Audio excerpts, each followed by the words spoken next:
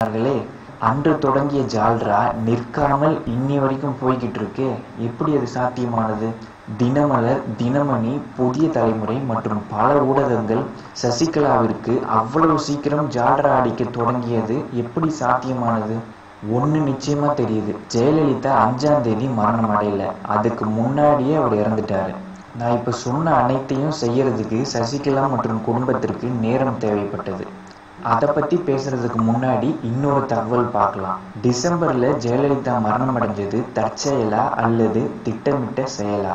அப்படி டிசம்பருக்கும் சசிகலாவிற்கும் என்ன சம்பந்தம் இருக்கு?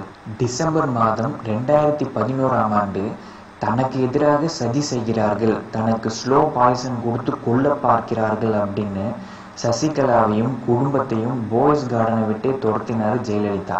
அதுக்கு பழி வாங்கிறதுக்காக இந்த டிசம்பர் மாதம் ஜெயலலிதாவை சசிகலா திட்டமிட்டு போயஸ் கார்டனை விட்டு துரத்தினாரா அப்படின்ற கேள்வியும் எழாமல் இல்லை.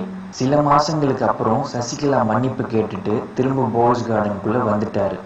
ஆனா அவரோட குடும்பத்தினர் சில பேரை ஜெயலலிதா அனுமதிக்கவே இல்லை.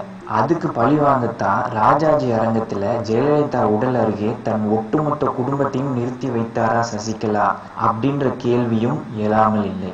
ஜெயலலிதாவின் மரண செய்தியை அறிவிப்பதற்கு முன்னாடி எதற்காக சசிகலாவிற்கு நேரம் தேவைப்பட்டது அப்படின்னு பார்க்கலாம். 1. பணம் சொத்துக்களை பத்திரப்படுத்தணும். 2. கட்சியின் மூத்த பிரமுகர்களை விலைக்கு வாங்கி தன் தலைமையை ஏற்றுக்கொள்ள வைக்கணும். 3.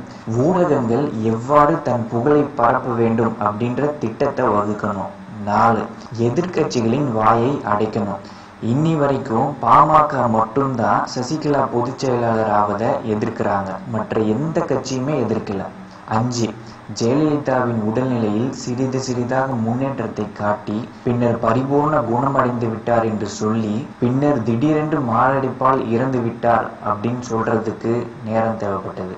சசிகலாவின் எதிர்கால திட்டம் என்ன? 1.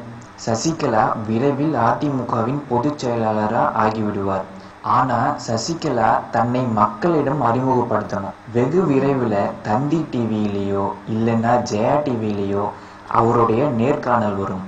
பார்க்கிற மக்களை சென்டிமெண்டால ஈர்க்கிற வகையில அந்த நேர்காணலை உருவாக்குவார்கள்.